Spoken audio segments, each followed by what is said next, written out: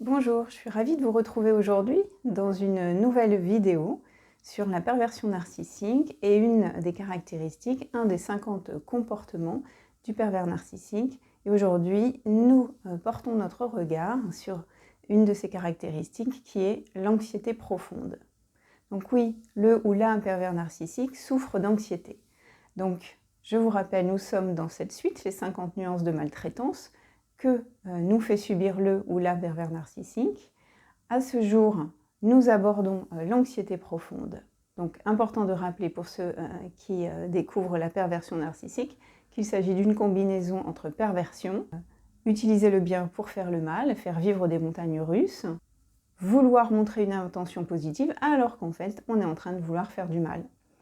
Et puis également du narcissisme, c'est-à-dire donc un autocentrage, un égoïsme complètement exacerbé. Et tout cela en permanence, en toute occasion, ça vient teinter tous les faits et gestes, toute la personnalité, et on retrouve 50 comportements, voire plus, du pervers narcissique, et qui sont en exécution tout à fait concomitante, c'est-à-dire superposés en même temps. Donc si la personne cumule plus de 20 comportements de la liste, eh bien, prenez soin de vous, prenez garde, et puis sortez de cette relation, si c'est possible. Donc, revenons à notre sujet du jour, l'anxiété profonde. Alors oui, le pervers narcissique souffre d'anxiété, mais je tiens à préciser immédiatement que je vous invite à faire attention, à ne pas faire une erreur en fait, à ne pas tomber dans un travers, de ne pas tomber dans un biais cognitif, qui est le biais de représentativité. C'est-à-dire, à partir du moment où vous identifiez quelqu'un qui est en souffrance, vous risquez de perdre votre libre arbitre, de faire preuve finalement d'une compassion aveuglée, quasiment d'une cécité. Parce que si vous pensez que du coup que parce que la personne souffre d'anxiété, elle doit recevoir votre compassion, on est là en train de commettre une erreur importante. Ça ne suffit pas.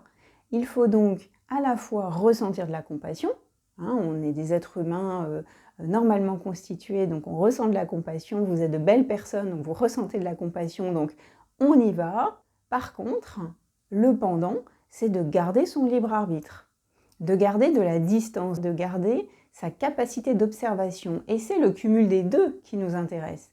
Et bien souvent, à cause de ce biais de représentativité, nous allons perdre notre capacité d'observation. Alors qu'est-ce que c'est le biais déjà? Ce sont les détours que l'on va prendre pour finalement aboutir à une prise de décision qui serait moins laborieuse que si on entrait dans un comportement complètement analytique.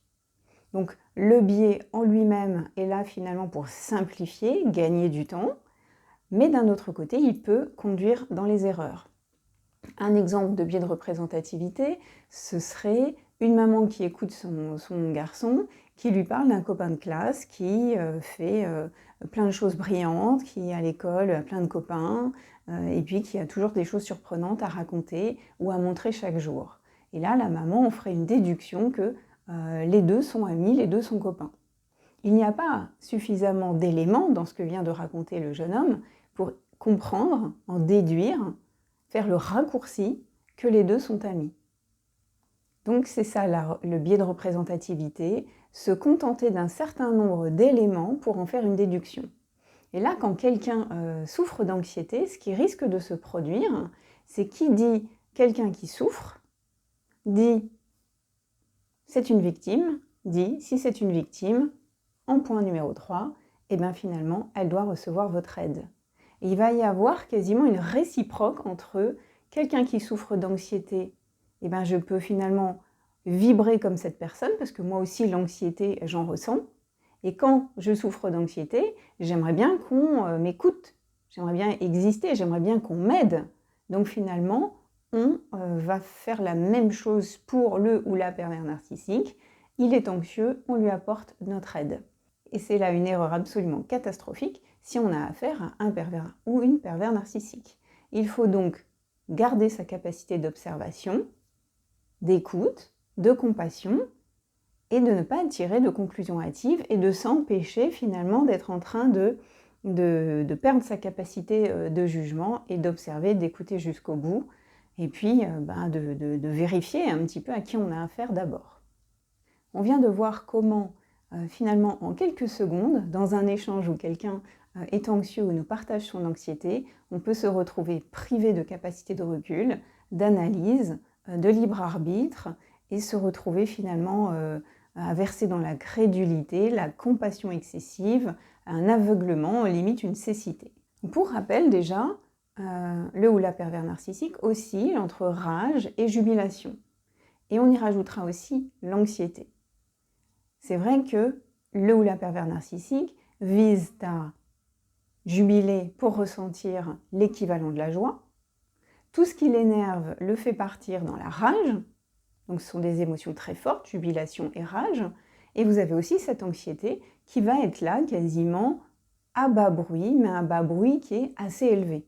Donc une anxiété qui va être quasiment permanente. Vous n'allez pas la percevoir de manière permanente parce que le ou la pervers narcissique va la camoufler, va jouer des jeux, va porter des masques et vous n'allez pas forcément du coup détecter en permanence cette anxiété, mais à savoir qu'elle est là de manière sous-jacente et de manière assez importante.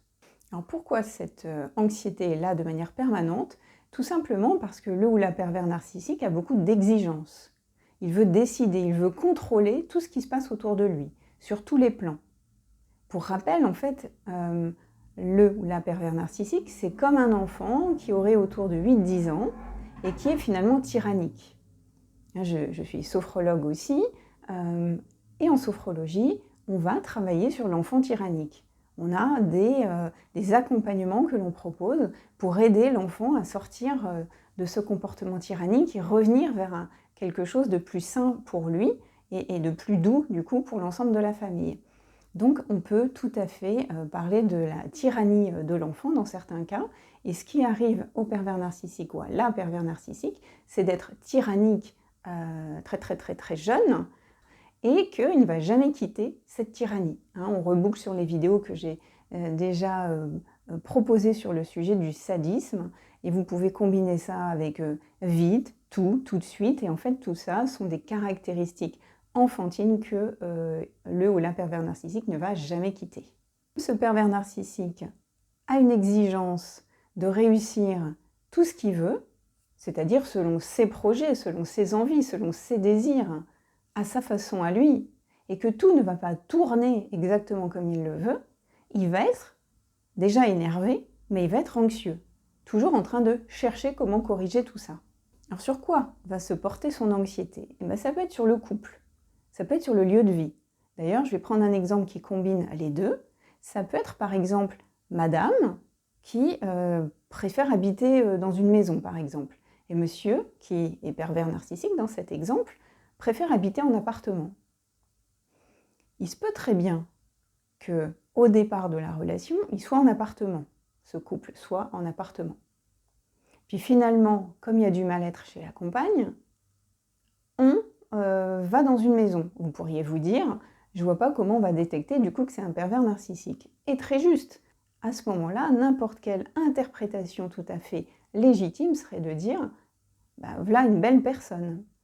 Mais en fait, ce qu'il a besoin de voir, ce pervers narcissique, c'est que il va mettre la personne dans la situation, il va la mettre mal dans cette situation, et du coup, on va revenir à vivre en appartement un jour. Donc, ce couple, dans l'étape où il vit dans la maison, quelle forme ça peut prendre? Ça peut être que il est jamais content de l'organisation. Il y a du bruit excessif, les voisins sont peut-être bruyants. Il y a des travaux à envisager, c'est pénible. Il y a peut-être une fuite quelque part. Enfin, une maison, c'est beaucoup d'entretien. Il y a vraiment des dizaines de sujets sur lesquels se plaindre lorsque l'on vit dans une maison et qu'on ne le souhaite pas. Donc c'est quelque chose qui va complètement gâcher le quotidien pour le couple, si bien qu'au bout d'un moment, la proposition va être faite de revenir en appartement pour le bien-être de tout le monde. Ça, c'est une proposition. Et puis, si ça ne correspond pas, on peut en aboutir à une vie éloignée, chacun chez soi, une vie séparée. Enfin voilà, là vraiment, ça ne va pas déranger le ou la pervers narcissique d'aller jusqu'à ce genre de proposition pour revenir à son propre bien-être. Sur le plan du travail, le ou la pervers narcissique a toujours une anxiété qui est celle de comment je peux faire pour travailler moins. Comment laisser toute la responsabilité des actions sur les autres, sans que ça se voit trop. C'est vraiment une préoccupation très importante du ou de la pervers narcissique, c'est comment libérer son emploi du temps de toute contrainte. Donc, sur le plan professionnel, il va être en permanence en train de chercher des solutions et des astuces pour se débarrasser du boulot. Et il va y parvenir souvent en déléguant vraiment à outrance. Il peut tellement déléguer que finalement même les salariés vont finir par se plaindre et dire qu'ils ont une tâche colossale et que même ils doivent prendre des décisions qui ne sont pas de leur ressort puisque ça devrait être celui du chef d'équipe ou du ressort du chef d'entreprise. Donc il leur manque les tenants, les aboutissants, il leur manque finalement les informations et les clés pour réaliser leur métier vraiment comme il le faut. Ils sont mis dans la difficulté, mais le ou la pervers narcissique va dire, voilà, je leur donne de la liberté, je leur donne une prime, mais tout cela ne compensera en rien les difficultés qu'ils vont rencontrer. Tout ce qui intéresse le ou la pervers narcissique, c'est de libérer son emploi du temps, se libérer de la contrainte des clients et d'être finalement plus oisif et de pouvoir profiter de ses loisirs. Donc tant qu'il n'arrive pas à cette étape-là, il est anxieux et en permanence en train de rechercher comment sortir de cet inconfort. Il peut même être anxieux dans les loisirs et la compétition, parce que, je ne sais pas, s'il joue aux échecs, il peut tomber sur quelqu'un qui est plus fort que lui. Donc c'est pareil, ça va lui provoquer une anxiété parce qu'il aimerait bien être le meilleur.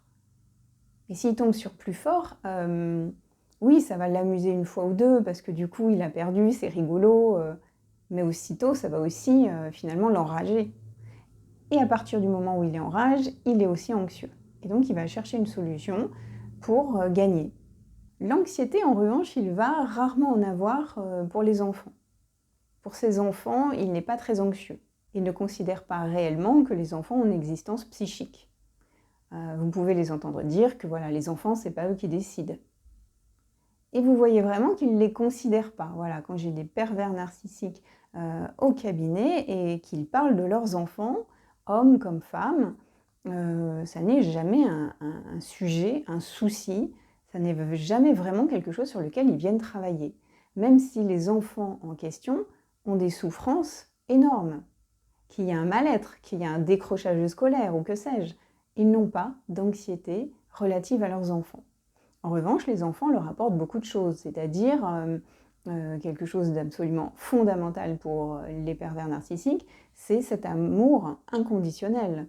Bien sûr que l'enfant, même lorsqu'il est dans la souffrance, eh bien, il est capable d'une adaptation, quelle que soit l'épreuve, quel que soit ce qui est subi, quels que soient finalement les faits et gestes de son parent, l'enfant s'adapte et il donne son amour, cet amour inconditionnel, et aussi toute son admiration. C'est pour ça que les pervers narcissiques adorent avoir des enfants, même si lorsqu'ils ont 2 enfants, il y en a toujours un qui est plus admiratif et l'autre en général qui ne souhaite pas forcément parler à son parent.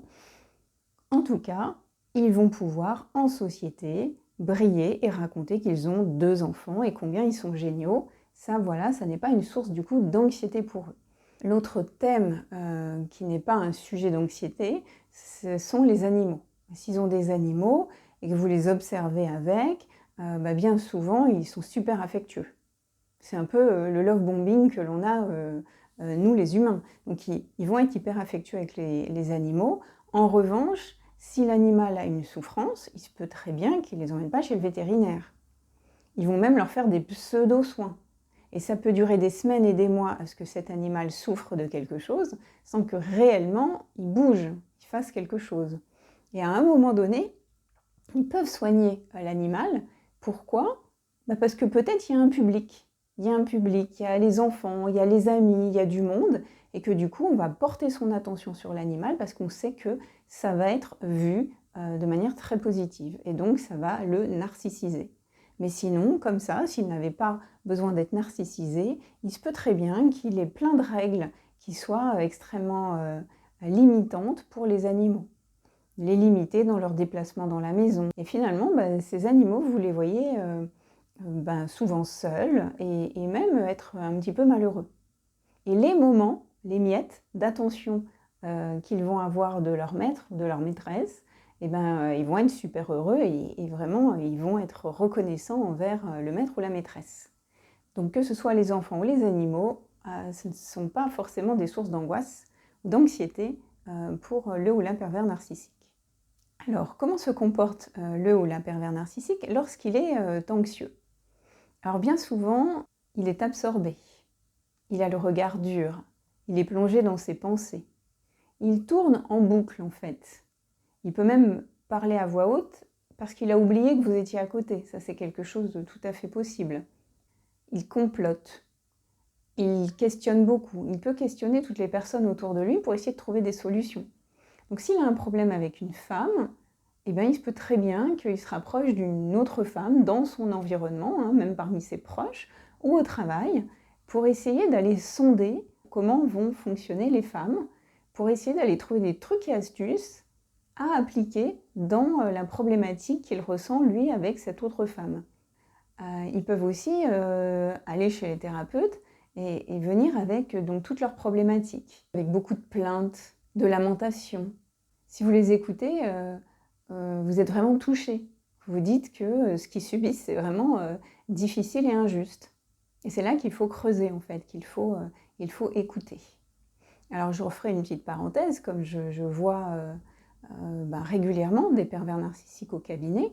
Pourquoi viennent-ils consulter? Donc, je rappelle rapidement, parce qu'ils viennent chercher des solutions, puis ils viennent aussi jouer et s'amuser avec la thérapeute. Ça, ce sont des choses tout à fait possibles. Et puis là, par exemple, dans cet exemple, ils arrivent avec des maux et des souffrances parce que vraiment, le ou la pervers narcissique, c'est quelque chose à bien comprendre, se sent vraiment victime d'injustice de toutes parts. Quand il y a quelque chose qui ne va pas, ce sont les autres forcément qui ont tort, donc eux subissent toutes ces injustices et ça va donc majorer aussi leur anxiété et ce sentiment d'injustice. Donc ils vont arriver au cabinet, par exemple en relatant que les amis leur tournent le dos, du coup que ça pose des problèmes dans le couple. Alors, il faut les questionner. Donc là, je réouvre une parenthèse. Comment je fais au cabinet? C'est que du coup, je les écoute beaucoup, je questionne. Il va me falloir souvent 3 séances pour vraiment valider que j'ai affaire à quelqu'un qui est pervers narcissique, parce que j'ai tout un ensemble de tests. Au fur et à mesure des années, j'ai pu découvrir de nombreuses choses à aller chercher. Et dans le cas ultime où la personne que j'ai face à moi veut me manipuler, parce que peut-être je vois aussi quelqu'un qu'elle connaît en même temps, donc elle pense venir me manipuler pour que j'ai une influence sur l'autre personne. Ça arrive aussi, des choses comme ça. Donc l'arme ultime dans ce cas-là, je vous l'ai déjà partagé, c'est de vraiment faire la candide, la naïve, et surtout de les mener jusqu'à croire qu'ils m'ont mis dans leur poche, que vraiment je suis complètement bête, et qu'ils m'ont roulé dans la farine, que voilà, ils vont pouvoir me manipuler, et puis manipuler tout le monde autour d'eux, prendre plein d'informations, et ils vont à ce moment-là, du coup, complètement faire tomber le masque. Et là, moi, j'ai plus qu'à cocher, à valider tous les comportements que vous retrouvez dans la perversion narcissique.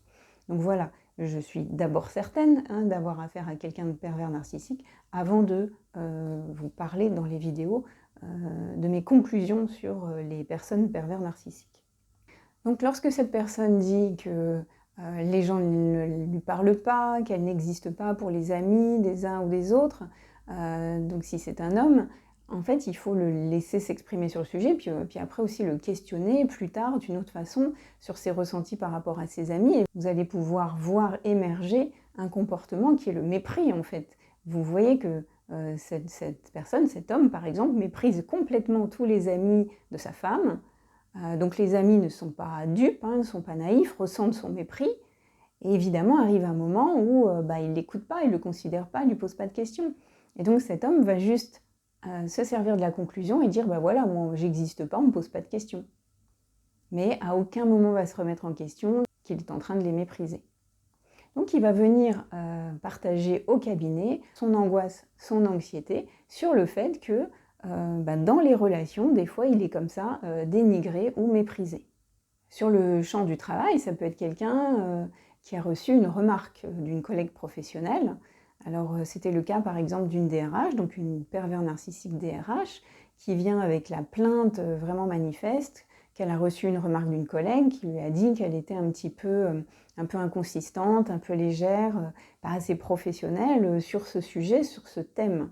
Alors c'est vrai que ça peut paraître difficile comme remarque, Maintenant, si vous interrogez cette pervers narcissique, elle méprise et elle dénigre complètement cette collègue. Et cette collègue, elle a à demi-mot finalement essayé de dire que lorsque cette DRH finalement ne s'occupait absolument pas des salariés sur tous les plans des ressources humaines, qu'en fait du coup elle ne fait absolument pas son travail auprès des ressources humaines, qu'elle était peut-être un peu légère, un petit peu, voilà, que peut-être qu'il y avait un petit quelque chose à faire.